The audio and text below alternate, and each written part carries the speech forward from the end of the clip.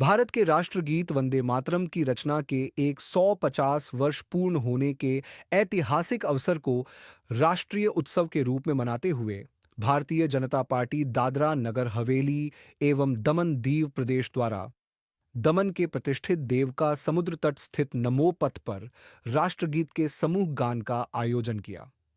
भाजपा के प्रदेश अध्यक्ष महेश भाई अग्रिया की अध्यक्षता में आयोजित इस कार्यक्रम में भाजपा के सभी पदाधिकारी, सभी चुने हुए जनप्रतिनिधि सहित बड़ी संख्या में कार्यकर्ता भाई बहन उपस्थित रहे।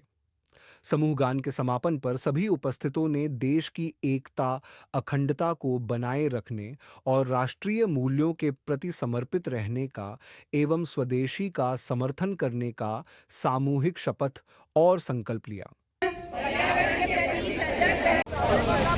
और देश के पर्यटन स्थलों को प्राथमिकता और आयातित वस्तुओं की इसका महत्व पहुंचाऊंगी।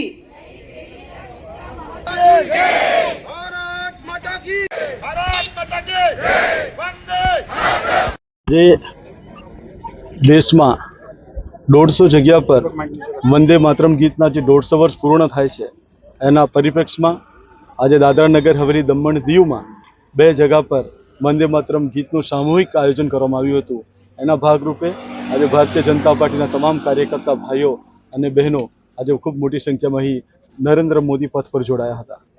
आ एकता अने अखंडतानो मेसेज छे, एनाथी लोकोमां देशभक्ति पण जागे छे।